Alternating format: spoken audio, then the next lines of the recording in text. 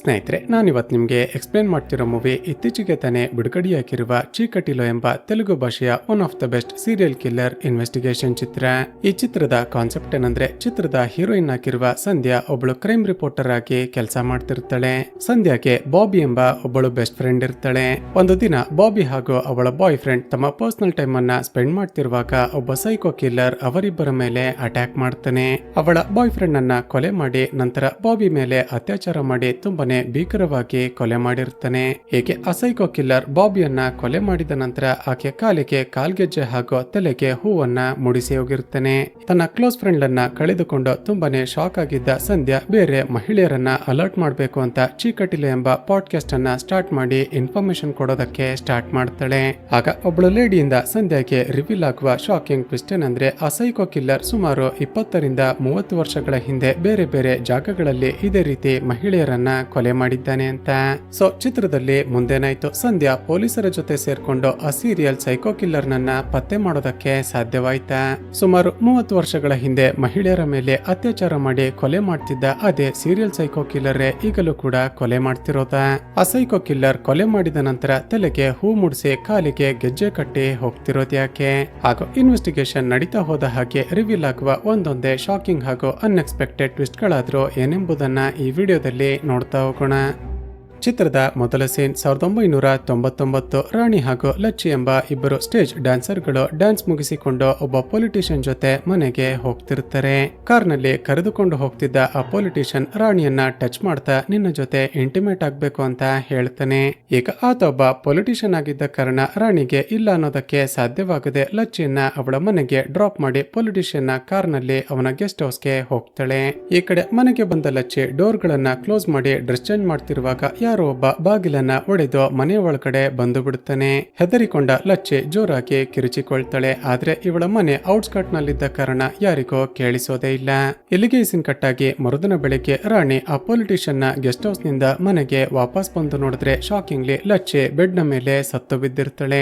ಬೆಚ್ಚಿ ಬಿದ್ದ ರಾಣಿ ಹತ್ತಿರ ಬಂದು ನೋಡಿದಾಗ ಲಚ್ಚಿ ಮೇಲೆ ಯಾರೋ ಅತ್ಯಾಚಾರ ಮಾಡಿ ಕೊಲೆ ಮಾಡಿ ನಂತರ ಅವಳ ತಲೆಗೆ ಹೂವು ಹಾಗೂ ಕಾಲಿಗೆ ಗೆಜ್ಜೆಯನ್ನ ಕಟ್ಟಿ ಹೋಗಿರ್ತಾರೆ. ರಾಣಿ ತಕ್ಷಣವೇ ಪೊಲೀಸ್ ಸ್ಟೇಷನ್ಗೆ ಓಡಿ ಹೋಗಿ ತನ್ನ ಫ್ರೆಂಡ್ ಆಗಿರುವ ಲಚ್ಚಿಯ ಕೊಲೆಯಾಗಿದೆ ಅಂತ ಕಂಪ್ಲೇಂಟ್ ಕೊಡ್ತಾಳೆ. ಆದ್ರೆ ಅಲ್ಲಿದ್ದ ಪೊಲೀಸರು ನೋಡಿದ್ರೆ ರಾಣಿಯೊಬ್ಬಳು ಡ್ಯಾನ್ಸರ್ ಆಗಿದ್ದ ಕಾರಣ ಅವಳನ್ನ ಕೆಟ್ಟ ದೃಷ್ಟಿಯಲ್ಲೇ ನೋಡ್ತಾ ನಿನ್ನ ಕಂಪ್ಲೇಂಟ್ ಅನ್ನ ತೆಗೆದುಕೊಳ್ಳೋದಿಲ್ಲ ಅಂತ ಹೊರಗಡೆ ತಳ್ಳಿ ಬಿಡ್ತಾರೆ. ಇಲ್ಲಿಗೆ ಈ ಸೀನ್ ಕಟ್ ಆಗಿ ಚಿತ್ರದ ಕತೆ ಪ್ರೆಸೆಂಟ್ಗೆ ಅಂದ್ರೆ 2025ಕ್ಕೆ ಶಿಫ್ಟ್ ಆಗುತ್ತೆ. ಈಗ ಕ್ರೈಮ್ ರಿಪೋರ್ಟರ್ ಆಗಿ ಕೆಲಸ ಮಾಡ್ತಿರುವ ಚಿತ್ರದ ಹೀರೋಯಿನ್ ಸಂಧ್ಯಾ ತನ್ನ ಕ್ಲೋಸ್ ಫ್ರೆಂಡ್ ಆಗಿರುವ ಬಾಬಿ ಜೊತೆ ಆಫೀಸ್ಗೆ ಬರ್ತಾಳೆ. ಬಾಬಿ ಕಳೆದ ಹಲವು ದಿನಗಳಿಂದ ನಾವಿಬ್ರು ಸೇರ್ಕೊಂಡು ಒಂದು ಪಾಡ್ಕಾಸ್ಟ್ ಯೂಟ್ಯೂಬ್ ಚಾನಲ್ ಅನ್ನ ಸ್ಟಾರ್ಟ್ ಮಾಡೋಣ ಅಂತ ಕೇಳ್ತಿರ್ತಾಳೆ. ಆದರೆ ಮೀಡಿಯಾ ಫೀಲ್ಡ್ ನಲ್ಲೇ ಏನಾದ್ರೂ ಅಚೀವ್ ಮಾಡಬೇಕು ಅಂತ ಆಸೆ ಪಡ್ತಿದ್ದ ಸಂಧ್ಯಾ ಬಾಬಿಯ ಮಾತುಗಳನ್ನ ಇಗ್ನೋರ್ ಮಾಡ್ತಿರ್ತಾಳೆ. ಆದ್ರೆ ಸಂಧ್ಯಾ ಕೆಲಸ ಮಾಡ್ತಿದ್ದ ಚಾನಲ್ ನ MD ನೋಡಿದ್ರೆ ಯಾವಾಗ ನೋಡಿದ್ರು ಚಾನಲ್ ನ TRPಗೆ ಅಂತ ಸುಳ್ಳು ಸುಳ್ಳು ಸುದ್ದಿಗಳನ್ನ ಈಕೆ ಕೈಯಲ್ಲಿ ಆಂಕರಿಂಗ್ ಮಾಡಿಸ್ತಿರ್ತಾನೆ. ಹೇಗೆ ದಿನಗಳು ಕಳೀತಾ ಸಂಧ್ಯಾಗೆ ಈ ರೀತಿಯ ಫೇಕ್ ನ್ಯೂಸ್ ಗಳನ್ನ ಆಂಕರಿಂಗ್ ಮಾಡೋದಕ್ಕೆ ಇಷ್ಟವಿಲ್ಲದೆ ತನ್ನ MD ಜೊತೆ ಜಗಳ ಮಾಡೋದಕ್ಕೆ ಶುರು ಮಾಡ್ತಾಳೆ. ಎಲ್ಲಿಗೆ ಸೀನ್ ಕಟ್ ಆಗಿ ಆ ದಿನ ಸಾಯಂಕಾಲ ಸಂಧ್ಯಾ ತನ್ನ ಫ್ರೆಂಡ್ ಬಾಬಿಯನ್ನ ಕರೆದುಕೊಂಡು ತನ್ನ ಬಾಯ್ ಫ್ರೆಂಡ್ ಆಗಿರುವ ಅಮರ್ನ ರೆಸ್ಟೋರೆಂಟ್ಗೆ ಹೋಗ್ತಾಳೆ. ಈಗ ಅಮರ್ ಜೊತೆ ಡಿಸ್ಕಸ್ ಮಾಡ್ತಾ, ನನಗೆ ಆ ಚಾನಲ್ ನಲ್ಲಿ ಕೆಲಸ ಮಾಡೋದಕ್ಕೆ ಇಷ್ಟವಾಗ್ತಿಲ್ಲ. ಬಾಬಿ ಐಡಿಯಾ ಕೊಟ್ಟ ಹಾಗೆ ನಾವಿಬ್ರು ಸೇರ್ಕೊಂಡು ಒಂದು ಪಾಡ್ಕಾಸ್ಟ್ ಚಾನಲ್ ಅನ್ನ ಸ್ಟಾರ್ಟ್ ಮಾಡ್ತೀವಿ ಅಂತ ಹೇಳ್ತಾಳೆ. ಈಗ ಸಂಧ್ಯಾಳ ಮಾತುಗಳನ್ನ ಕೇಳಿ ಬಾಬಿಗೆ ತುಂಬಾನೇ ಖುಷಿಯಾಗಿ ಸರಿ ಆದಷ್ಟು ಬೇಗ ಚಾನಲ್ ಅನ್ನ ಸ್ಟಾರ್ಟ್ ಮಾಡೋಣ ಅಂತ ಅಲ್ಲಿಂದ ಹೋಗ್ತಾಳೆ. ಇಲ್ಲಿಗೆ ಸೀನ್ ಕಟ್ ಆಗಿ 2 ದಿನಗಳ ನಂತರ ಸಂಧ್ಯಾಳ ಮನೆಯವರು ಅಮರ್ನ ಮನೆಗೆ ಮಾತುಕತೆ ಮಾಡೋದಕ್ಕೆ ಅಂತ ಹೋಗ್ತಾರೆ. ಈಗ ಗೊತ್ತಾಗೋದೇನಂದ್ರೆ, ಇವಳ ಫ್ರೆಂಡ್ ಆಗಿರುವ ಬಾಬಿಯ ಮನೆ ಕೂಡ ಅದೇ ಏರಿಯಾದಲ್ಲಿರುತ್ತೆ. ಈಗ ಇಬ್ಬರ ಮನೆಯವ್ರಿಗೂ ಕೂಡ ಮದುವೆ ಇಷ್ಟ ಆಗಿ ಆದಷ್ಟು ಬೇಗ ಇಬ್ಬರಿಗೂ ಮದ್ವೆ ಮಾಡ್ಸೋಣ ಅಂತ ಡಿಸೈಡ್ ಮಾಡಿ ಇನ್ನೇನು ಅಲ್ಲಿಂದ ಹೊರಡ್ಬೇಕು ಅನ್ನುವಾಗ ಬಾಬಿಯ ಮನೆಯಿಂದ ಮನೆ ಕೆಲಸದಾಕೆ ಓಡಿ ಬರ್ತಾಳೆ. ಏನಾಯ್ತು ಅಂತ ವಿಚಾರಿಸಿದಾಗ ತುಂಬಾನೇ ಹೆದರಿಕೊಂಡಿದ್ದ ಆ ಮಹಿಳೆ ಬಾಬಿ ರಕ್ತ ಅಂತ ವಿಚಿತ್ರವಾಗಿ ಮಾತನಾಡ್ತಿರ್ತಾಳೆ. ತಕ್ಷಣ ಬಾಬಿಯ ಫ್ಲಾಟ್ಗೆ ಹೋಗಿ ನೋಡಿದ್ರೆ ಶಾಕಿಂಗ್ಲಿ ಅವಳ ಬಾಯ್ ಫ್ರೆಂಡ್ ಹಾಗೂ ಅವಳನ್ನ ತುಂಬಾನೇ ಭೀಕರವಾಗಿ ಕೊಲೆ ಮಾಡಲಾಗಿರುತ್ತೆ. ಈಗ ಸಂಧ್ಯಾಗೆ ಡೆಡ್ ಬಾಡಿಗಳನ್ನ ನೋಡ್ತಿದ್ದ ಹಾಗೇನೆ ಗೊತ್ತಾಗುತ್ತೆ ಇವರಿಬ್ಬರು ಇಂಟಿಮೇಟ್ ಆಗ್ತಿರುವಾಗ ಯಾರೋ ಕಿಲ್ಲರ್ ಒಳಗಡೆ ಬಂದು ಕೊಲೆ ಮಾಡಿದ್ದಾನೆ. ಆದ್ರೆ ಬಾಬಿ ಮೇಲೆ ಅತ್ಯಾಚಾರ ಮಾಡಿ ನಂತರ ಕೊಲೆ ಮಾಡಿ ಅವಳ ತಲೆ ಬಳಿ ಹೂವನ್ನ ಹಾಗೂ ಕಾಲ ಬಳಿ ಗೆಜ್ಜೆಯನ್ನ ಇಟ್ಟು ಹೋಗಿರುತ್ತಾನೆ. ಈಗ ವಿಷಯ ಗೊತ್ತಾಗ್ತಿದ್ದ ಹಾಗೆ ಆ ಏರಿಯಾದ ಸಬ್ ಇನ್ಸ್ಪೆಕ್ಟರ್ ಆಗಿದ್ದ ರಾಜು ತಕ್ಷಣ ತನ್ನ ಟೀಮ್ ಅನ್ನ ಕರೆದುಕೊಂಡು ಸ್ಪಾಟ್ಗೆ ಬರ್ತಾನೆ. ಡೆಡ್ ಬಾಡಿಗಳನ್ನ ಮೊದಲಿಗೆ ನೋಡಿದ್ದ ಅಲ್ಲೇ ಇದ್ದ ಸಂಧ್ಯಾಳನ್ನ ವಿಚಾರಿಸಿದಾಗ ನಡೆದದ್ದೇನು ಅಂತ ಎಕ್ಸ್ಪ್ಲೇನ್ ಮಾಡ್ತಾಳೆ. ಹೀಗೆ ಇನ್ವೆಸ್ಟಿಗೇಷನ್ ಸ್ಟಾರ್ಟ್ ಮಾಡಿಕೊಂಡ ರಾಜು ಬಾಬಿಯ ಆಫೀಸ್ಗೆ ಹೋಗ್ತಾನೆ. ನಂತರ ಅವಳ ರಿಲೇಟಿವ್ಸ್ ಹಾಗೂ ಫ್ರೆಂಡ್ಸ್ ಗಳನ್ನ ವಿಚಾರಿಸ್ತಾನೆ. ಆದ್ರೆ ಒಂದೇ ಒಂದು ಸಣ್ಣ ಇನ್ಫಾರ್ಮೇಶನ್ ಕೂಡ ಸಿಗೋದಿಲ್ಲ. ಹೀಗೆ ಹಲವು ದಿನಗಳು ಕಳೆದ್ರೂ ಕೂಡ ಬಾಬಿಯನ್ನ ಕೊಲೆ ಮಾಡಿದ ಆ ಕಿಲ್ಲರ್ ಇನ್ನು ಕೂಡ ಪತ್ತೆ ಆಗ್ಲಿಲ್ವಾ ಅಂತ ಸಂಧ್ಯಾ ಆಗಾಗ ಪೊಲೀಸ್ ಸ್ಟೇಷನ್ಗೆ ಬಂದು ವಿಚಾರಿಸ್ತಿರ್ತಾಳೆ. ಮತ್ತೊಂದು ಕಡೆ ಚಾನೆಲ್ ನವರು TRPಗೋಸ್ಕರ ಕೊಲೆಯಾಗಿರುವ ಬಾಬಿಯ ಕ್ಯಾರೆಕ್ಟರ್ ಸರಿ ಇರ್ಲಿಲ್ಲ ಅಂತ ಏನೇನೋ ನ್ಯೂಸ್ ಅನ್ನ ಪಬ್ಲಿಷ್ ಮಾಡ್ತಿರ್ತಾರೆ. ಸಂಧ್ಯಾಗೆ ಎಲ್ಲ ಸೇರ್ಕೊಂಡು ತನ್ನ ಫ್ರೆಂಡ್ ಬಾಬಿ ಬಗ್ಗೆ ಏನೇನೋ ನ್ಯೂಸ್ ಅನ್ನ ಪಬ್ಲಿಷ್ ಮಾಡ್ತಿರೋದನ್ನ ನೋಡಿ ತುಂಬಾನೇ ಬೇಜಾರಾಗುತ್ತೆ. ಏಕೆ ಜನಗಳಿಗೆ ತನ್ನ ಫ್ರೆಂಡ್ ಬಾಬಿ ಬಗ್ಗೆ ಇನ್ಫಾರ್ಮ್ ಮಾಡಬೇಕು ಅಂತ ಆಕೆ ಬದುಕಿದ್ದಾಗ ಆಸೆ ಪಟ್ಟ ಹಾಗೆ ಚೀಕಟಿಲೋ ಎಂಬ ಒಂದು ಯೂಟ್ಯೂಬ್ ಪಾಡ್ಕಾಸ್ಟ್ ಚಾನೆಲ್ ಅನ್ನ ಸ್ಟಾರ್ಟ್ ಮಾಡ್ತಾಳೆ. ಹೀಗೆ ಬಾಬಿ ಬಗ್ಗೆ ಎಕ್ಸ್ಪ್ಲೇನ್ ಮಾಡ್ತಾ ಆಕೆ ಬದುಕಿದ್ದಾಗ ಒಂದು ಪಾಡ್ಕಾಸ್ಟ್ ಚಾನೆಲ್ ಅನ್ನ ಸ್ಟಾರ್ಟ್ ಮಾಡಬೇಕು ಅಂತ ತುಂಬಾನೇ ಆಸೆ ಪಡ್ತಿದ್ಲು.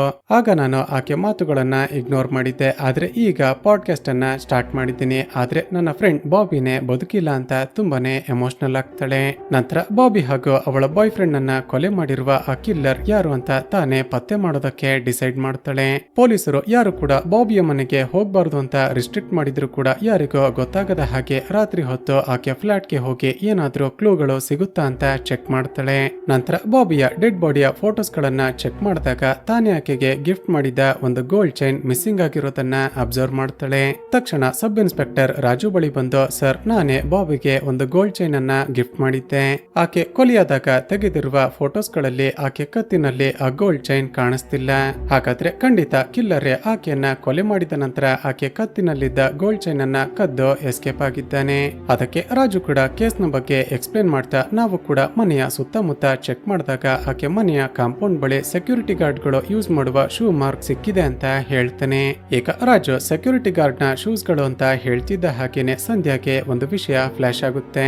ಆ ದಿನ ಸಂಧ್ಯಾ ಹಾಗೂ ಅವಳ ಮನೆಯವರು ಅಮರ್ನ ಮನೆಯ ಕಡೆ ಹೋಗ್ತಿದ್ದಾಗ ಒಬ್ಬ ಸೆಕ್ಯೂರಿಟಿ ಗಾರ್ಡ್ ಬಾಬಿಯ ಬಿಲ್ಡಿಂಗ್ ಬಳಿ ಶೂಸ್ ಗಳನ್ನ ವಾಶ್ ಮಾಡ್ತಿರೋದನ್ನ ನೋಡಿರ್ತಾಳೆ. ಮೋಸ್ಟ್ಲಿ ಅವನೇ ಕಿಲ್ಲರ್ ಇರ್ಬೇಕು ಅಂತ ಹೇಳ್ತಿದ್ದ ಹಾಗೇನೆ ರಾಜು ತಕ್ಷಣವೇ ಆ ಸೆಕ್ಯೂರಿಟಿ ಗಾರ್ಡ್ ನ ಅಡ್ರೆಸ್ ಅನ್ನ ಪತ್ತೆ ಮಾಡಿ ಮನೆಗೆ ಹೋಗಿ ಚೆಕ್ ಮಾಡ್ತಾನೆ. ನೋಡಿದ್ರೆ ಆ ಸೆಕ್ಯೂರಿಟಿ ಮನೆಯಲ್ಲಿ ಇರೋದಿಲ್ಲ. ಕಳೆದ 2 ದಿನಗಳಿಂದ ನನ್ನ ಗಂಡ ಮನೆಗೇನೆ ಬಂದಿಲ್ಲ ಅಂತ ಹೇಳ್ತಾಳೆ. ಹಾಗಾದ್ರೆ ಆ ಸೆಕ್ಯೂರಿಟಿನೇ ಬಾಬಿ ಹಾಗೂ ಅವಳ ಬಾಯ್ ಫ್ರೆಂಡ್ ಅನ್ನ ಕೊಲೆ ಮಾಡಿ ಬಂಗಾರದ ಚೈನ್ ಅನ್ನ ಕದ್ದು ಎಲ್ಲೋ ಎಸ್ಕೇಪ್ ಆಗಿದ್ದಾನೆ ಅಂತ ಮತ್ತಷ್ಟು ಅನುಮಾನ ಜಾಸ್ತಿ ಆಗುತ್ತೆ. ಈಗ ಹೇಗಾದ್ರೂ ಮಾಡಿ ಆ ಸೆಕ್ಯೂರಿಟಿಯನ್ನ ಪತ್ತೆ ಮಾಡ್ಲೇಬೇಕು ಅಂತ ಎಲ್ಲ ಕಡೆ ಹುಡುಕ್ದಾಗ ಕೊನೆಗೂ ಆ ಸೆಕ್ಯೂರಿಟಿ ಬೇರೊಂದು ಊರಿನಲ್ಲಿ ಪೊಲೀಸರಿಗೆ ಸಿಕ್ಕಿ ಹಾಕಿಕೊಳ್ತಾನೆ. ಪೊಲೀಸರು ಆ ಸೆಕ್ಯೂರಿಟಿಯನ್ನ ಸೆಲ್ಗೆ ಹಾಕಿ ಸರಿಯಾಗಿ ಹೊಡಿತಾರೆ. ಆದ್ರೆ ಆತ ಮಾತ್ರ, ಸರ್, ನಾನು ಯಾವ ಕೊಲೆಯನ್ನ ಕೂಡ ಮಾಡಿಲ್ಲ, ನನ್ನ ಮಾತನ್ನ ಕೇಳಿ ಅಂತ ಹೇಳ್ತಿರ್ತಾನೆ. ಹಾಗೂ ಅಷ್ಟರಲ್ಲೇ ಈ ಸೀನ್ ಕಟ್ ಆಗುತ್ತೆ. ಈಗ ಸಂಧ್ಯಾ ಪ್ರತಿದಿನ ರಾತ್ರಿ ಈ ಕೇಸ್ನ ಬಗ್ಗೆ ತನ್ನ ಚಾನೆಲ್ ನಲ್ಲಿ ಪಾಡ್ಕಾಸ್ಟ್ ಅನ್ನ ಮಾಡ್ತಿದ್ದ ಕಾರಣ ಈ ಸುದ್ದಿ ಎಲ್ಲ ಕಡೆ ವೈರಲ್ ಆಗುತ್ತೆ. ಇಲ್ಲಿಗೆ ಸೀನ್ ಕಟ್ ಆಗಿ ಮರುದಿನ ಬೆಳಿಗ್ಗೆ ಆ ಸೆಕ್ಯೂರಿಟಿಯ ಹೆಂಡತಿ ತನ್ನ 2 ಹೆಣ್ಣು ಮಕ್ಕಳನ್ನ ಕರೆದುಕೊಂಡು ಸಂಧ್ಯಾಳ ಮನೆಯ ಬಳಿ ಬರ್ತಾಳೆ. ತುಂಬಾನೇ ಸಿಟ್ಟಲ್ಲಿ ಅಳುತ್ತಾ, ಮೇಡಮ್, ನನ್ನ ಗಂಡ ಎಂತವನು ಅಂತ ನನ್ಗೆ ಗೊತ್ತಿದೆ. ನೀವು ವಿಡಿಯೋದಲ್ಲಿ ಹೇಳ್ತಿರೋ ಹಾಗೆ ಆತ ಕಳ್ಳತನ ಮಾಡಿ ಕೊಲೆಗಳನ್ನ ಮಾಡಿರೋದಕ್ಕೆ ಸಾಧ್ಯನೇ ಇಲ್ಲ. ನೀವು ವಿಡಿಯೋದಲ್ಲಿ ಏನೇನೋ ಹೇಳಿದ ಕಾರಣ ಅತ್ಯಾಚಾರಿಯ ಮಕ್ಕಳಿಗೆ ನಾವು ಸ್ಕೂಲ್ ನಲ್ಲಿ ಓದೋದಕ್ಕೆ ಪರ್ಮಿಷನ್ ಅನ್ನ ಕೊಡೋದಿಲ್ಲ ಅಂತ ನನ್ನ ಮಕ್ಕಳು ಓದ್ತಿದ್ದ ಸ್ಕೂಲ್ನವರು ಸ್ಕೂಲ್ನಿಂದ ತೆಗೆದು ಹಾಕಿಬಿಟ್ರು. ಹಾಗೂ ನಾನು ಮನೆ ಕೆಲಸಕ್ಕೆ ಹೋಗ್ತಿದ್ದ ಮನೆಯವರು ಕೂಡ ನೀನೊಬ್ಬಳು ಅತ್ಯಾಚಾರಿ ಹಾಗೂ ಕೊಲೆಗಾರನ ಹೆಂಡತಿ ಅಂತ ಕೆಲಸದಿಂದ ತೆಗೆದು ಹಾಕಿಬಿಟ್ರು. ನನ್ನ ಗಂಡನೇ ಅತ್ಯಾಚಾರ ಮಾಡಿ ಕೊಲೆ ಮಾಡಿರೋದು ಅಂತ ಇನ್ನೂ ಕೂಡ ಕೋರ್ಟ್ ನಲ್ಲಿ ಕೇಸ್ ಪೂರ್ವಯಾಗಿಲ್ಲ. ಆದ್ರೆ ನೀವು ಮಾಡಿದ್ದ ವಿಡಿಯೋದಿಂದಾಗಿ ನಮ್ಮ ಜೀವನನೇ ಹಾಳಾಗಿ ಹೋಯ್ತು ಅಂತ ತುಂಬಾನೇ ಶಾಪ ಹಾಕಿ ಅಲ್ಲಿಂದ ಅಳುತ್ತಾ ಹೊರಟು ಹೋಗ್ತಾಳೆ. ಸ್ನೇಹಿತರೆ, ಈಗ ಸೆಲ್ ನಲ್ಲಿರುವ ಆ ಸೆಕ್ಯೂರಿಟಿ ರಿವೀಲ್ ಮಾಡುವ ಟ್ವಿಸ್ಟ್ ಏನಂದ್ರೆ ಬಾಬಿಯ ಕತ್ತಿನಲ್ಲಿದ್ದ ಆ ಬಂಗಾರದ ಚೈನ್ ಅನ್ನ ಕದ್ದಿದ್ದೇನೋ ಇವನೇನೆ. ಆದ್ರೆ ಈತ ಅವರಿಬ್ಬರನ್ನ ಕೊಲೆ ಮಾಡಿರೋದಿಲ್ಲ. ಕದ್ದ ನಂತರ ಹೊರಗಡೆ ಬಂದು ತನ್ನ ಶೂಸ್ ಅನ್ನ ವಾಶ್ ಮಾಡ್ತಿರುವಾಗ ಸಂಧ್ಯಾ ನೋಡಿರ್ತಾಳೆ. ಇಲ್ಲಿಗೆ ಸೀನ್ ಕಟ್ಟಾಗಿ ಆ ದಿನ ರಾತ್ರಿ ಸ್ವತಃ ಕಿಲ್ಲರೇ ಸಂಧ್ಯಾಳ ಫೋನ್ಗೆ ಕಾಲ್ ಮಾಡ್ತಾನೆ. ವಿಚಿತ್ರವಾಗಿ ನಗುತ್ತಾ, ನನ್ನನ್ನೇ ಅರೆಸ್ಟ್ ಮಾಡಿಸ್ಬೇಕು ಅಂತ ಓಡಾಡ್ತಿದ್ಯಾ, ಆದ್ರೆ ನಿನಗೆ ಎಷ್ಟೇ ಪ್ರಯತ್ನ ಪಟ್ಟರು ಕೂಡ ನಾನು ಮಾತ್ರ ಪೊಲೀಸರಿಗೆ ಸಿಗೋದೇ ಇಲ್ಲ. ನಿನಗೆ ಇನ್ನೊಂದು ವಿಷಯ ಗೊತ್ತಾ, ನಾನು ಸದ್ಯದಲ್ಲೇ ಮತ್ತೊಬ್ಬಳು ಹುಡುಗಿಯನ್ನ ಕೊಲೆ ಮಾಡ್ತೀನಿ. ಸಾಧ್ಯವಾದ್ರೆ ಅದು ಯಾರು ಅಂತ ಪತ್ತೆ ಮಾಡಿ ಕಾಪಾಡು ಅಂತ ಚಾಲೆಂಜ್ ಮಾಡ್ತಾನೆ.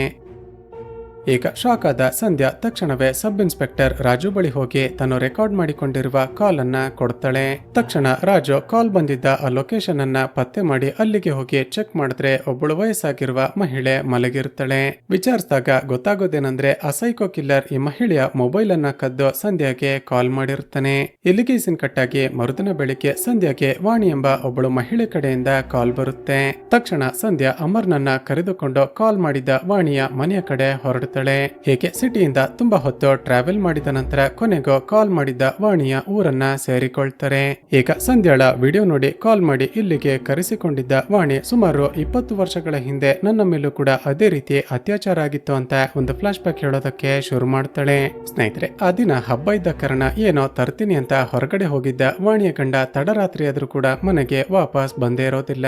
ಆಗ ವಾಣಿ ಇನ್ನೇನೋ ಮನೆಯ ಡೋರ್ ಅನ್ನ ಕ್ಲೋಸ್ ಮಾಡಬೇಕು ಅಂತ ಹೋಗೋ ಅಷ್ಟರಲ್ಲಿ ಮನೆಯ ಒಳಗಡೆ ಬಂದ ಮಾಸ್ಕ್ ಹಾಕಿಕೊಂಡಿದ್ದ ಒಬ್ಬ ವ್ಯಕ್ತಿ ಇವಳ ಮೇಲೆ ಅಟ್ಯಾಕ್ ಮಾಡಿ ಅತ್ಯಾಚಾರ ಮಾಡಿರ್ತಾನೆ. ಅತ್ಯಾಚಾರ ಮಾಡಿದ ನಂತರ ವಾಣಿಯ ತಲೆಗೆ ಹೂವನ್ನ ಮುಡಿಸಿ ಆಕೆಯ ಕಾಲಿಗೆ ಗೆಜ್ಜೆ ಹಾಕಿ ಇನ್ನೇನೋ ಕೊಲೆ ಮಾಡಬೇಕು ಅನ್ನೋಷ್ಟರಲ್ಲೇ ಇವಳ ಮಗು ಜೋರಾಗಿ ಅಳೋದಕ್ಕೆ ಶುರು ಮಾಡುತ್ತೆ. ಸೊ ಶಬ್ದ ಕೇಳಿ ಸುತ್ತಮುತ್ತ ಇರುವ ಜನಗಳು ಇಲ್ಲಿಗೆ ಬಂದ್ರೆ ನಾನು ಖಂಡಿತ ಸಿಕ್ಕಿ ಹಾಕಿಕೊಳ್ತೀನಿ ಅಂತ ಹೆದರಿಕೊಂಡ ಆ ಸೈಕೋ ಕಿಲ್ಲರ್ ತಕ್ಷಣ ಅಲ್ಲಿಂದ ಎಸ್ಕೇಪ್ ಆಗಿರ್ತಾನೆ. ಸ್ವಲ್ಪ ಸಮಯದ ನಂತರ ಮನೆಗೆ ವಾಪಸ್ ಬಂದ ಇವಳ ಗಂಡ ಇವಳ ಮೇಲೇನೆ ಅನುಮಾನ ಪಟ್ಟು ಇವಳಿಗೆ ಡಿವೋರ್ಸ್ ಕೊಟ್ಟಿರ್ತಾನೆ. ಹೀಗೆ ತನ್ನ ಗಂಡನೇ ತನ್ನನ್ನ ನಂಬಲಿಲ್ಲ ಅಂದ್ಮೇಲೆ ಪೊಲೀಸರಿಗೆ ಕಂಪ್ಲೇಂಟ್ ಕೊಟ್ಟಾದ್ರೂ ಏನ್ ನ್ಯೂಸ್ ಅಂತ ವಾಣಿ ಸುಮ್ಮನಾಗಿರ್ತಾಳೆ. ನಂತರ ತನ್ನ ಮಗನನ್ನ ಕರೆದುಕೊಂಡು ಆ ಊರನ್ನೇ ಬಿಟ್ಟು ಈ ಊರಿಗೆ ಬಂದು ವಾಸ ಮಾಡ್ತಿರ್ತಾಳೆ. ಹಾಗಾದ್ರೆ ಆ ಸೈಕೋ ಕಿಲ್ಲರ್ ಸುಮಾರು 20 ವರ್ಷಗಳಿಂದ ಇದೇ ರೀತಿ ಮಹಿಳೆಯರ ಮೇಲೆ ಅತ್ಯಾಚಾರ ಮಾಡಿ ಕೊಲೆ ಮಾಡ್ತಿದ್ದಾನೆ ಅಂತ ಸಂಧ್ಯಾಗೆ ತುಂಬಾನೇ ಶಾಕ್ ಆಗುತ್ತೆ. ತಕ್ಷಣ ಸಬ್ ಇನ್ಸ್ಪೆಕ್ಟರ್ ರಾಜುಗೆ ಕಾಲ್ ಮಾಡಿ ಈ ವಿಷಯವನ್ನ ಇನ್ಫಾರ್ಮ್ ಮಾಡ್ತಾಳೆ. ತಕ್ಷಣ ರಾಜು ಆ ಊರಿನ ಸುತ್ತಮುತ್ತ ಇರುವ ಪೊಲೀಸ್ ಸ್ಟೇಷನ್ ಗಳಿಗೆ ಕಾಲ್ ಮಾಡಿ ಈ ಹಿಂದೆ ರೆಕಾರ್ಡ್ ಆಗಿರುವ ಅತ್ಯಾಚಾರ ಹಾಗೂ ಕೊಲೆಯ ಕೇಸ್ಗಳ ಫೈಲ್ ಅನ್ನ ಕೊಡಿಸ್ತಾನೆ. ಸ್ನೇಹಿತರೆ, ಈಗ ರಿವೀಲ್ ಆಗುವ ಟ್ವಿಸ್ಟ್ ಏನಂದ್ರೆ ಶಾಕಿಂಗ್ಲಿ ವಾಣಿ ರೀತಿಯಲ್ಲೇ ಸೇಮ್ ಪ್ಯಾಟರ್ನ್ ನಲ್ಲಿ ಆ ಸೈಕೋ ಕಿಲ್ಲರ್ ಹಲವಾರು ಜನ ಮಹಿಳೆಯರ ಮೇಲೆ ಅತ್ಯಾಚಾರ ಮಾಡಿ ಕೊಲೆ ಮಾಡಿರ್ತಾನೆ. ಈಗ ಮತ್ತಷ್ಟು ಎನ್ಕ್ವೈರಿ ಮಾಡಿದಾಗ ಈ ಹಿಂದೆ ಅತ್ಯಾಚಾರ ಆಗಿ ಕೊಲೆಯಾಗಿದ್ದ ಲಲಿತಾ ಎಂಬ ಮಹಿಳೆಯ ಮಾವ ಈಕೆಗೆ ಒಂದು ಇನ್ಫಾರ್ಮೇಶನ್ ಕೊಡುತ್ತಾನೆ. ಅದೇನಂದ್ರೆ ಸುಮಾರು 20 ವರ್ಷಗಳ ಹಿಂದೆ ಇವನ ಸೊಸೆಯಾಗಿರುವ ಲಲಿತಾ ಮೇಲೂ ಕೂಡ ಆ ಸೈಕೋ ಕಿಲ್ಲರ್ ಅತ್ಯಾಚಾರ ಮಾಡಿ ಕೊಲೆ ಮಾಡೋದಕ್ಕೆ ಪ್ರಯತ್ನ ಪಟ್ಟಿರ್ತಾನೆ. ಆದ್ರೆ ಆ ಸೈಕೋ ಕಿಲ್ಲರ್ ಲಲಿತಾಳನ್ನ ಕೊಲೆ ಮಾಡಬೇಕು ಅಂತ ಹೋಗೋಷ್ಟರಲ್ಲಿ ಶಬ್ದ ಕೇಳಿದ ಅಕ್ಕಪಕ್ಕದ ಮನೆಯವರು ಅಲ್ಲಿಗೆ ಬಂದು ಬಿಟ್ಟಿರ್ತಾರೆ. ಸೊ ಆ ಸೈಕೋ ಕಿಲ್ಲರ್ ತಕ್ಷಣವೇ ತಪ್ಪಿಸಿಕೊಂಡು ಅಲ್ಲಿಂದ ಎಸ್ಕೇಪ್ ಆಗಿರ್ತಾನೆ. ಇವನ ಸೊಸೆ ಲಲಿತಾ ಏನೋ ಬದುಕಿರ್ತಾಳೆ. ಆದ್ರೆ ಕೆಲವು ದಿನಗಳ ನಂತರ ಅನಾರೋಗ್ಯದ ಸಮಸ್ಯೆಯಿಂದಾಗಿ ಆಕೆ ಸತ್ತು ಹೋಗಿರ್ತಾಳೆ. ಹೀಗೆ ಪದೇ ಪದೇ ಮಹಿಳೆಯರ ಮೇಲೆ ನಡೀತಿದ್ದ ದೌರ್ಜನ್ಯಗಳನ್ನ ಕೇಳಿಸಿಕೊಳ್ತಿದ್ದ ಸಂಧ್ಯಾಗೆ ಚಿಕ್ಕ ವಯಸ್ಸಲ್ಲಿ ತನ್ನ ಜೊತೆ ಕೂಡ ನಡೀತಿದ್ದ ಒಂದು ಘಟನೆ ನೆನಪಾಗುತ್ತೆ. ಸ್ನೇಹಿತರೆ, ಸಂಧ್ಯಾ ಚಿಕ್ಕವಳಿದ್ದಾಗ ತನ್ನ ತಂದೆ ಜೊತೆ ಫಸ್ಟ್ ಡೇ ಫಸ್ಟ್ ಶೋ ಒಂದು ಮೂವಿ ನೋಡೋದಕ್ಕೆ ಅಂತ ಲೋಕಲ್ ಥಿಯೇಟರ್ಗೆ ಹೋಗಿರ್ತಾಳೆ. ಆಗ ತುಂಬಾನೇ ರಶ್ ಇದ್ದ ಕಾರಣ ಅದೇ ಸಿಚುವೇಶನ್ ಯೂಸ್ ಮಾಡಿಕೊಂಡ ಕೆಲವು ಗಂಡಸರು ಈಕೆಯನ್ನ ಮೊಲೆಸ್ಟ್ ಮಾಡಿರ್ತಾರೆ. ಅಂದಿನಿಂದ ಸಂಧ್ಯಾ ಇವಳ ಮನೆಯವರು ಎಷ್ಟೇ ಕರೆದ್ರು ಕೂಡ ಯಾವುದೇ ಮೂವಿಯನ್ನ ನೋಡೋದಕ್ಕೆ ಅಂತ ಥಿಯೇಟರ್ಗೆನೆ ಹೋಗಿರೋದಿಲ್ಲ. ಯಾಕಂದ್ರೆ ಆ ದಿನ ಥಿಯೇಟರ್ ನಲ್ಲಿ ನಡೀತಿದ್ದ ಆ ಘಟನೆ ಸಂಧ್ಯಾಳ ಮನಸ್ಸಿನ ಮೇಲೆ ಅಷ್ಟೊಂದು ಕೆಟ್ಟ ಪರಿಣಾಮವನ್ನ ಬೀರಿರುತ್ತೆ. ಈಗ ಸಂಧ್ಯಾ ಬೇರೆ ಮಹಿಳೆಯರನ್ನ ಅಲರ್ಟ್ ಮಾಡಬೇಕು ಅಂತ ಆ ಸೈಕೋ ಕಿಲ್ಲರ್ ನ ಪ್ಯಾಟರ್ನ್ ಹಾಗೂ ಆತ ಕಳೆದ 20 ರಿಂದ 30 ವರ್ಷಗಳಿಂದ ಇದೇ ರೀತಿ ಅತ್ಯಾಚಾರ ಮಾಡಿ ಕೊಲೆ ಮಾಡ್ತಿದ್ದಾನೆ ಅಂತ ಹೇಳ್ತಾಳೆ. ಹೀಗೆ ನೋಡ್ತಿದ್ದ ಹಾಗೆ ಸಂಧ್ಯಾಳ ಚಾನಲ್ ಮತ್ತಷ್ಟು ವೈರಲ್ ಆಗಿ ಎಲ್ಲರೂ ಈಕೆ ಬಗ್ಗೆನೆ ಮಾತನಾಡೋದಕ್ಕೆ ಶುರು ಮಾಡ್ತಾರೆ. ಈ ಕಡೆ ಸಂಧ್ಯಾ ಇನ್ಫಾರ್ಮೇಶನ್ ಕೊಟ್ಟಿದ್ದಕ್ಕೆ ರಾಜು ಆ ಸೆಕ್ಯೂರಿಟಿಯನ್ನ ಅರೆಸ್ಟ್ ಮಾಡಿದ್ದ ಅಲ್ವಾ, ಆತ ಸೈಕೋ ಕಿಲ್ಲರ್ ಅಲ್ಲ ಅಂತ ಗೊತ್ತಾಗ್ತಿದ್ದ ಹಾಗೆ ಅವನನ್ನ ರಿಲೀಸ್ ಮಾಡ್ತಾರೆ. ಈಗ ಪೊಲೀಸರು ಕಂಡುಹಿಡಿಯೋದಕ್ಕೆ ಸಾಧ್ಯವಾಗದೇ ಇರುವ ವಿಷಯಗಳನ್ನ ರಿಪೋರ್ಟರ್ ಆಗಿರುವ ಸಂಧ್ಯಾ ಪತ್ತೆ ಮಾಡ್ತಿದ್ದಾಳೆ ಅಂತ ಎಲ್ಲರೂ ಡಿಐಜಿ ಆಫೀಸ್ ಬಳಿ ಬಂದು ಇಂಟರ್ವ್ಯೂ ಕೇಳ್ತಿರ್ತಾರೆ.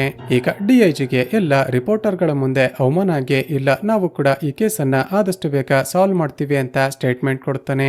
ನಂತರ ಎಲ್ಲ ಚಾನೆಲ್ ನವರು ಸಂಧ್ಯಾಳನ್ನ ಮೀಟ್ ಮಾಡಿ ನೀವು ಹೇಳ್ತಿರೋದೇ ನಿಜ ಆದ್ರೆ ಆ ವಿಕ್ಟಿಮ್ ಗಳನ್ನ ಕ್ಯಾಮ್ರಾ ಮುಂದೆ ಕರೆಸಿ ಅಂತ ಡಿಮ್ಯಾಂಡ್ ಮಾಡ್ತಾರೆ.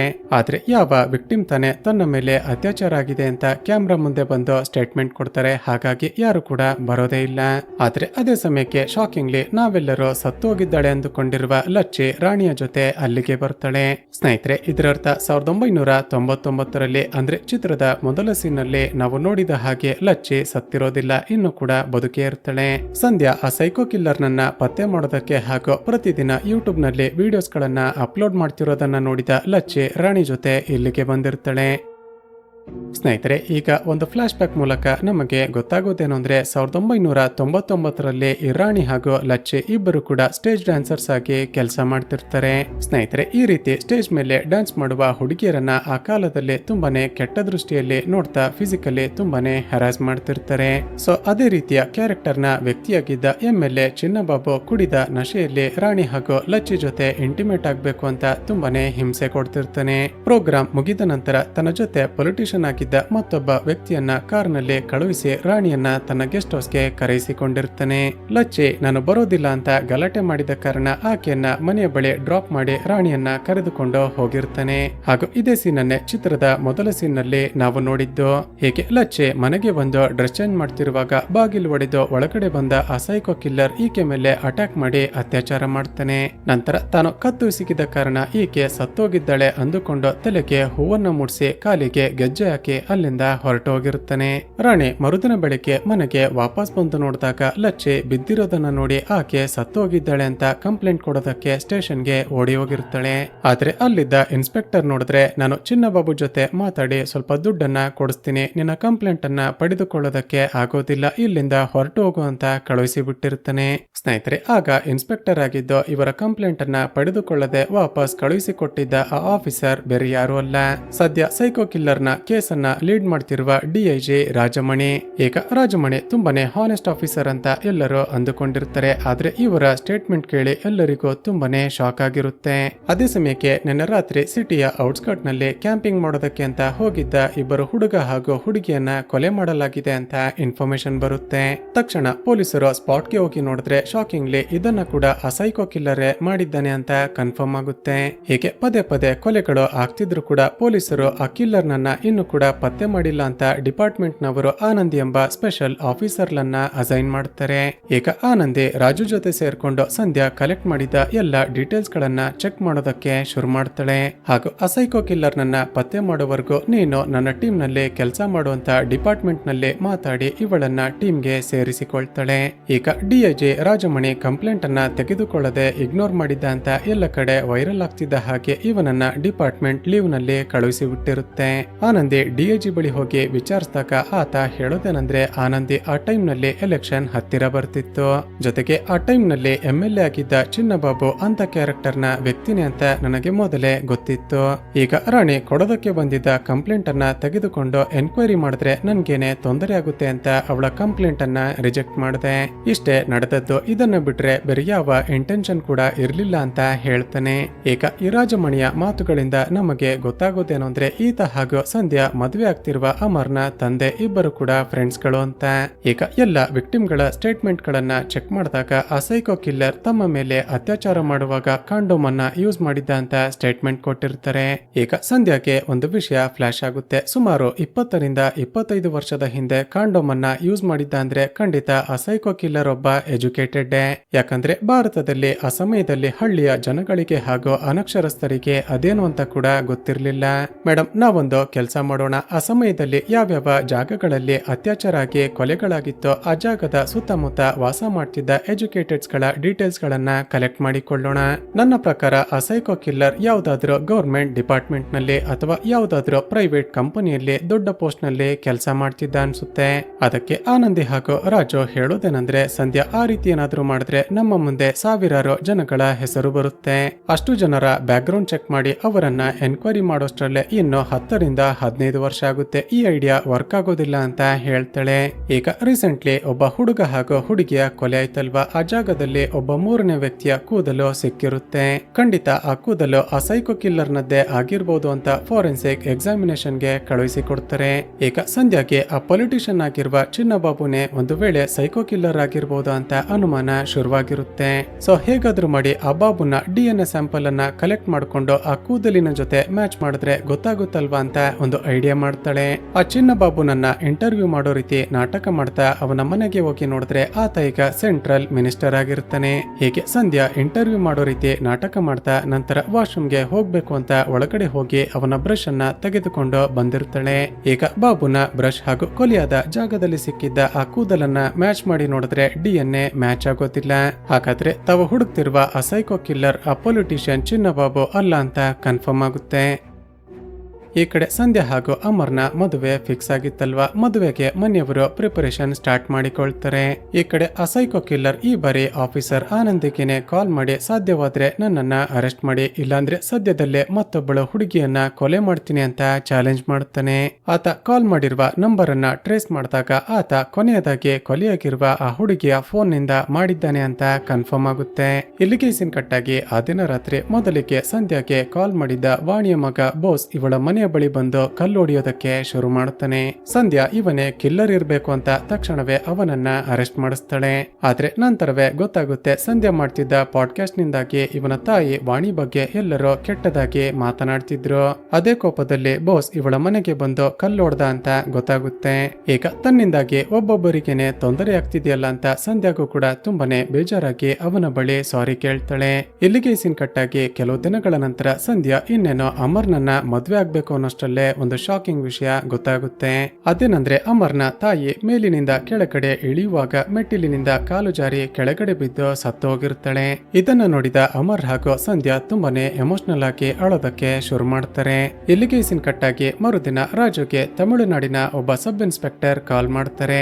ಸರ್, ನ್ಯೂಸ್ ನೋಡ್ತಿದ್ದಾಗ ನೀವು ಒಬ್ಬ ಸೀರಿಯಲ್ ಸೈಕೋ ಕಿಲ್ಲರ್ ನನ್ನ ಪತ್ತೆ ಮಾಡೋದಕ್ಕೆ ಪ್ರಯತ್ನ ಪಡ್ತಿದ್ದೀರಾ ಅಂತ ಗೊತ್ತಾಯ್ತು. ನೀವು ಯಾವ ಕಿಲ್ಲರ್ ನನ್ನ ಪತ್ತೆ ಮಾಡೋದಕ್ಕೆ ಪ್ರಯತ್ನ ಪಡ್ತಿದ್ದೀರೋ ಸೇಮ್ ಅದೇ ಪ್ಯಾಟರ್ನ್ ಅಲ್ಲೇ 30 ವರ್ಷಗಳ ಹಿಂದೆ ತಮಿಳುನಾಡಿನ ಒಂದು ಊರಲ್ಲಿ ಕೊಲೆಯಾಗಿತ್ತು. ನಾನಾಗ ಕಾನ್ಸ್ಟೇಬಲ್ ಆಗಿದ್ದೆ. ನನ್ನ ಹೈಯರ್ ಆಫೀಸರ್ ಗಳು ಒಂದಷ್ಟು ಎವಿಡೆನ್ಸ್ ಗಳನ್ನ ಕೂಡ ಕಲೆಕ್ಟ್ ಮಾಡಿದ್ರು. ನಿಮ್ಗೆ ಆ ಕಿಲ್ಲರ್ ನನ್ನ ಪತ್ತೆ ಮಾಡೋದಕ್ಕೆ ಸಹಾಯ ಆಗ್ಬಹುದು. ನಾನು ಆ ಕೇಸ್ ಫೈಲ್ ಗಳನ್ನ ಕಳುಹಿಸಿ ಕೊಡ್ತೀನಿ ಅಂತ ಹೇಳ್ತಾನೆ. ಈ ಕಡೆ ಸಂಧ್ಯಾ ಅಮರ್ನ ತಾಯಿ ತನಗೆ ಅಂತ ಕೊಟ್ಟಿದ್ದ ಗಿಫ್ಟ್ ಅನ್ನ ಆಕೆ ನೆನಪಿಗೆ ಅಂತ ಮನೆಗೆ ತೆಗೆದುಕೊಂಡು ಬಂದಿರ್ತಾಳೆ. ಆ ಗಿಫ್ಟ್ ಅನ್ನ ತೆಗೆದುಕೊಂಡು ನೋಡ್ತಿದ್ದಾಗ ಅದರ ಒಳಗಡೆ ಏನೋ ಇರುವ ಹಾಗೆ ಶಬ್ದ ಆಗಿ ಅದನ್ನ ಓಪನ್ ಮಾಡ್ತಾಳೆ. ನೋಡಿದ್ರೆ ಅದರ ಒಳಗಡೆ ಹುಡುಗಿಯರ ಕಾಲ್ಗೆಜ್ಜೆ ಹಾಗೂ ಕಿವಿಗೆ ಹಾಕಿಕೊಳ್ಳುವ ಓಲೆ ಇರುತ್ತೆ. ಈಗ ಆ ಓಲೆಯನ್ನ ನೋಡ್ತಿದ್ದ ಹಾಗೇನೆ ಸಂಧ್ಯಾಗೆ ಒಂದೇ ಸರಿ ಶಾಕ್ ಆಗುತ್ತೆ. ಯಾಕಂದ್ರೆ ಆ ಓಲೆ ಬೇರೆ ಯಾವುದು ಅಲ್ಲ, ಅದನ್ನ ಸಂಧ್ಯಾನೆ ತನ್ನ ಫ್ರೆಂಡ್ ಆಗಿದ್ದ ಬಾಬಿಗೆ ಗಿಫ್ಟ್ ಮಾಡಿರ್ತಾಳೆ. ನಾನು ಬಾಬಿಗೆ ಗಿಫ್ಟ್ ಮಾಡಿದ್ದ ಈ ಓಲೆ ಅಮರ್ನ ಮನೆಯಲ್ಲಿ ಹೇಗೆ ಬಂತು ಅಂತ ತಲೆ ಕೆಡುತ್ತೆ. ಮತ್ತೊಂದು ಕಡೆ ತಮಿಳುನಾಡಿನ ಪೊಲೀಸರು ಆಫೀಸರ್ ರಾಜುಗೆ 30 ವರ್ಷಗಳ ಹಿಂದೆ ನಡೆದಿದ್ದ ಕೊಲೆಯ ಕೇಸ್ ಫೈಲ್ ಅನ್ನ ಕಳುಹಿಸಿಕೊಟ್ಟಿದ್ರಲ್ವಾ. ಆ ಸಮಯದಲ್ಲಿ ಆ ಜಾಗದಲ್ಲಿದ್ದ ವ್ಯಕ್ತಿಗಳ ಡೀಟೇಲ್ಸ್ ಗಳನ್ನ ಚೆಕ್ ಮಾಡಿದಾಗ ರಾಜು ಹಾಗೂ ಆನಂದಿಗೆ ಒಂದೇ ಸರಿ ಶಾಕ್ ಆಗುತ್ತೆ. ಯಾಕಂದ್ರೆ 30 ವರ್ಷಗಳ ಹಿಂದೆ ಕೊಲೆಯಾದಾಗ ಆ ಜಾಗದಲ್ಲಿ ಇದ್ದಿದ್ದ ವ್ಯಕ್ತಿ ಬೇರೆ ಯಾರು ಅಲ್ಲ, ಅದು ಶಾಕಿಂಗ್ಲಿ ಅಮರ್ನ ತಂದೆ ರಾಮು. ಈಗ ಮತ್ತೊಮ್ಮೆ ಕನ್ಫರ್ಮ್ ಮಾಡಿಕೊಳ್ಳೋದಕ್ಕೆ ಕೊನೆಯದಾಗಿ ಕೊಲೆಯಾಗಿರುವ ಜಾಗದಲ್ಲಿ ಸಿಕ್ಕಿದ್ದ ಆ ಕೂದಲನ್ನ ಹಾಗೂ ರಾಮುನ DNA ಮ್ಯಾಚ್ ಮಾಡಿ ನೋಡಿದ್ರೆ ಅದು ಮ್ಯಾಚ್ ಆಗುತ್ತೆ. ಈ ಕಡೆ ಯೋಚನೆ ಮಾಡಿದಾಗ ಸಂಧ್ಯಾಗೂ ಕೂಡ ಕನ್ಫರ್ಮ್ ಆಗುತ್ತೆ ತಾನು ಮದುವೆ ಆಗ್ತಿರುವ ಅಮರ್ನ ತಂದೆನೆ ಆ ಸೈಕೋ ಕಿಲ್ಲರ್ ಅಂತ. ಈಗ ಪೊಲೀಸರು ಇದನ್ನ ಫೈಂಡ್ ಔಟ್ ಮಾಡಿದ್ದಾರೆ ಅಂತ ಸಂಧ್ಯಾಗೆ ಗೊತ್ತಿಲ್ಲದೆ ಅಮರ್ನ ತಂದೆಯ DNA ಸ್ಯಾಂಪಲ್ ಅನ್ನ ಕಲೆಕ್ಟ್ ಮಾಡಿಕೊಳ್ಳೋದಕ್ಕೆ ಅಂತ ಊಟ ಕೊಡುವ ನಾಟಕ ಮಾಡ್ಕೊಂಡು ಹೋಗ್ತಾಳೆ. ರಾಮು ಇನ್ನೋಸೆಂಟ್ ರೀತಿ ನಾಟಕ ಮಾಡ್ತಾ ನನ್ಗೆ ಸ್ವಲ್ಪ ಕಾಫಿ ಮಾಡಿಕೊಡು ಅಂತ ರಿಕ್ವೆಸ್ಟ್ ಮಾಡುತ್ತಾನೆ. ಸರಿ ಅಂತ ಸಂಧ್ಯಾ ಕಿಚನ್ಗೆ ಹೋಗ್ತಾಳೆ. ಆದ್ರೆ ಅಷ್ಟರಲ್ಲೇ ಆಫೀಸರ್ ರಾಜು ಕಾಲ್ ಮಾಡಿ ನೀನು ಮದುವೆ ಆಗ್ತಿರುವ ಅಮರ್ನ ತಂದೆನೆ ಸೈಕೋ ಕಿಲ್ಲರ್ ಅಂತ ಹೇಳಿಬಿಡುತ್ತಾನೆ. ಈಗ ತಾನೇ ಸೈಕೋ ಕಿಲ್ಲರ್ ಅಂತ ಸಂಧ್ಯಾಗೆ ಹಾಗೂ ಪೊಲೀಸರಿಗೆ ಗೊತ್ತಾಯ್ತು ಅಂತ ಶಾಕ್ ಆದ ರಾಮು ಅವಳನ್ನ ಕೊಲೆ ಮಾಡೋದಕ್ಕೆ ಅಟ್ಯಾಕ್ ಮಾಡ್ತಾನೆ. ಆದ್ರೆ ರಾಮು ತನ್ನ ಮೇಲೆ ಅಟ್ಯಾಕ್ ಮಾಡಬಹುದು ಅಂತ ಮೊದಲೇ ಎಕ್ಸ್ಪೆಕ್ಟ್ ಮಾಡಿದ್ದ ಸಂಧ್ಯಾ ಅಲ್ಲೇ ಇದ್ದ ಕತ್ತರಿಯಿಂದ ಅವನಿಗೆ ಚುಚ್ಚಿ ಬಿಡ್ತಾಳೆ. ಹಾಗೂ ಅಷ್ಟರಲ್ಲೇ ಅಲ್ಲಿಗೆ ಬಂದ ಆನಂದಿ ಹಾಗೂ ರಾಜು ಸಂಧ್ಯಾಳನ್ನ ಕಾಪಾಡಿ ರಾಮುನನ್ನ ಅರೆಸ್ಟ್ ಮಾಡ್ತಾರೆ. ಈಗ ಈ ರಾಮುನನ್ನ ಸೆಲ್ ನಲ್ಲಿ ಹಾಕಿ ಸರಿಯಾಗಿ ಹೊಡೆದು ಎನ್ಕ್ವೈರಿ ಮಾಡಿದಾಗ ಈ ಸೈಕೋ ರಾಮು ಒಂದು ಫ್ಲಾಶ್ ಬ್ಯಾಕ್ ಹೇಳೋದಕ್ಕೆ ಶುರು ಮಾಡ್ತಾನೆ. ಸ್ನೇಹಿತರೆ, ಈ ರಾಮುನ ತಂದೆ ತಾಯಿ ಚಿಕ್ಕ ವಯಸ್ಸಿನಲ್ಲೇ ತೀರಿ ಹೋಗಿರ್ತಾರೆ.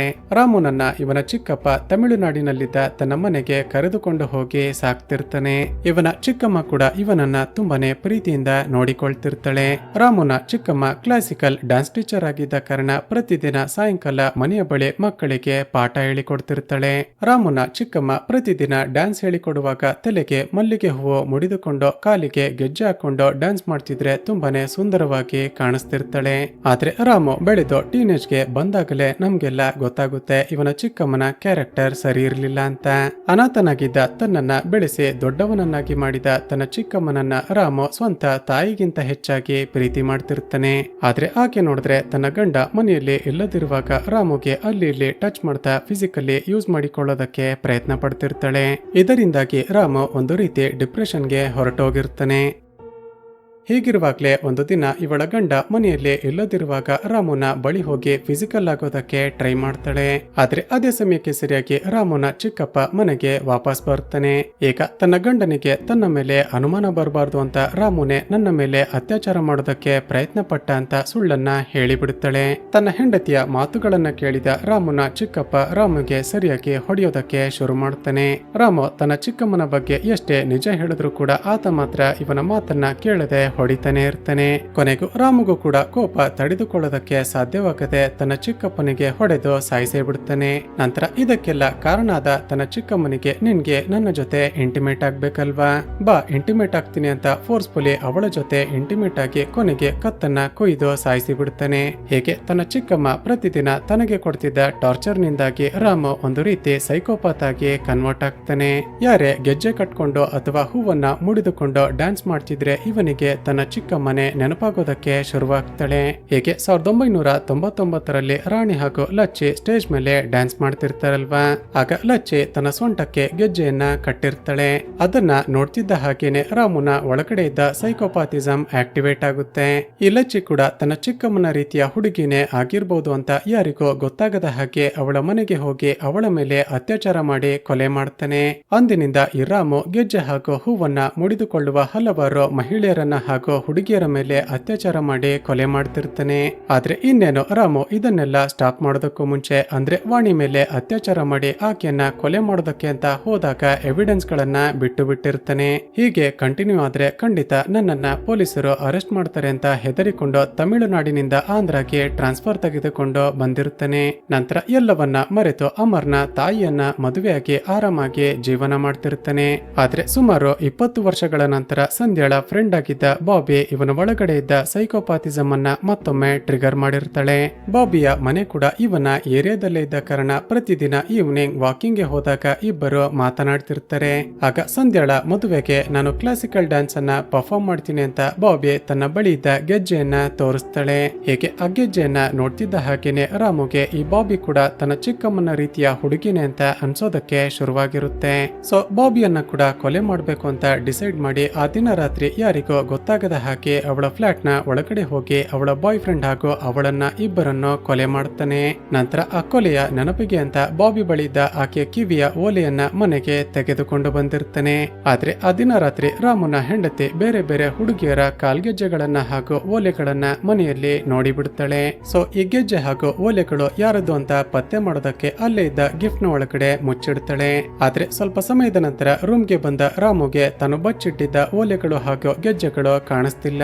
ಹಾಗಾದ್ರೆ ಈಗ ತಾನೇ ರೂಮ್ಗೆ ಬಂದಿದ್ದ ತನ್ನ ಹೆಂಡತಿಗೆ ಎಲ್ಲ ಕೂಡ ಗೊತ್ತಾಯ್ತು ಅಂತ ಆಕೆಯನ್ನ ಮೇಲಿನಿಂದ ಕೆಳಗಡೆ ತಳ್ಳಿ ಸಾಯಿಸಿ ಬಿಟ್ಟಿರ್ತಾನೆ. ಈಗ ಮನೆಯಲ್ಲಿ ಎಲ್ಲಾ ಕಡೆ ಆ ಗೆಜ್ಜೆ ಹಾಗೂ ಓಲೆಗಳನ್ನ ಹುಡುಕ್ತಾನೆ. ಆದ್ರೆ ಅದು ಗಿಫ್ಟ್ ನ ಒಳಗಡೆ ಇದ್ದ ಕಾರಣ ಇವನಿಗೆ ಸಿಗೋದೇ ಇಲ್ಲ. ಕೊನೆಗೆ ಸಂಧ್ಯಾ ಅದನ್ನ ತನ್ನ ಮನೆಗೆ ತೆಗೆದುಕೊಂಡು ಹೋಗಿ ಓಪನ್ ಮಾಡಿ ನೋಡಿದಾಗ ಇವನೇ ಆ ಸೈಕೋಪಾತ್ ಅಂತ ಗೊತ್ತಾಗಿರುತ್ತೆ. ಹೀಗೆ ಈ ಸೈಕೋ ರಾಮು ಬಾಬಿಯನ್ನ ಕೊಲೆ ಮಾಡಿದ ನಂತರ ಮತ್ತೊಬ್ಬಳು ಹುಡುಗಿ ಚಿಕ್ಕ ಚಿಕ್ಕ ಗೆಜ್ಜೆಗಳನ್ನ ತನ್ನ ಕೈಗೆ ಕಟ್ಟಿಕೊಂಡಿರೋದನ್ನ ನೋಡ್ತಾನೆ. ಅವಳನ್ನ ಕೂಡ ಫಾಲೋ ಮಾಡ್ತಾ ಹೋಗಿ ತನ್ನ ಬಾಯ್ ಫ್ರೆಂಡ್ ಜೊತೆ ಕ್ಯಾಂಪಿಂಗ್ ಮಾಡ್ತಿರುವಾಗ ಅತ್ಯಾಚಾರ ಮಾಡಿ ಇಬ್ಬರನ್ನು ಕೊಲೆ ಮಾಡಿರ್ತಾನೆ. ಈಗ ಪೊಲೀಸರು ಎಲ್ಲ ಎವಿಡೆನ್ಸ್ ಗಳನ್ನ ಸಬ್ಮಿಟ್ ಮಾಡಿ ಈ ರಾಮುಗೆ ಶಿಕ್ಷೆ ಕೊಡಿಸ್ತಾರೆ. ಚಿತ್ರದ ಎಂಡ್ಸಿನಲ್ಲಿ ಕೊನೆಗೂ ಆ ಸೈಕೋಪಾತ್ ಅರೆಸ್ಟ್ ಆದ ಅಂತ ಎಷ್ಟು ಜನ ಮಹಿಳೆಯರು ತುಂಬಾನೇ ಖುಷಿ ಪಡುತ್ತಾರೆ. ಹಾಗೂ ತನ್ನ ತಂದೆನೆ ಸೈಕೋಪಾತ್ ಅಂತ ಗೊತ್ತಾದ ನಂತರ ಸಂಧ್ಯಾ ತನ್ನನ್ನ ಮದ್ವೆ ಆಗೋದಿಲ್ಲ ಅಂತ ಅಮರ್ ಅಂದುಕೊಂಡಿರ್ತಾನೆ. ಆದ್ರೆ ಸಂಧ್ಯಾ ಅಮರ್ಗೆ ನಿನ್ನ ತಂದೆಯ ಕ್ಯಾರೆಕ್ಟರ್ ನೋಡಿ ನಿನ್ನ ಕ್ಯಾರೆಕ್ಟರ್ ಅನ್ನ ಜಡ್ಜ್ ಮಾಡೋದಿಲ್ಲ, ನಾವಿಬ್ರು ಅಂದುಕೊಂಡ ಹಾಗೆ ಮದ್ವೆ ಆಗೋಣ ಅಂತ ಹೇಳ್ತಾಳೆ. ಹಾಗೂ ಇಲ್ಲಿಗೆ ಈ ಚಿತ್ರ ಮುಕ್ತಾಯವಾಗುತ್ತೆ. ಸ್ನೇಹಿತರೆ, ಚಿತ್ರದ ಕತೆ ಇಷ್ಟವಾಗಿದ್ರೆ ಈ ವಿಡಿಯೋಗೆ ಒಂದು ಲೈಕ್ ಮಾಡಿ ಶೇರ್ ಮಾಡೋದನ್ನ ಮರೆಯಬೇಡಿ. ಇದೇ ರೀತಿಯ ಮತ್ತಷ್ಟು ವಿಡಿಯೋಸ್ಗಾಗಿ ಈ ಚಾನಲ್ ಅನ್ನ ಸಬ್ಸ್ಕ್ರೈಬ್ ಮಾಡಿಕೊಂಡು ಪಕ್ಕದಲ್ಲೇ ಇರುವ ಬೆಲ್ ಐಕಾನ್ ಅನ್ನ ಪ್ರೆಸ್ ಮಾಡಿ.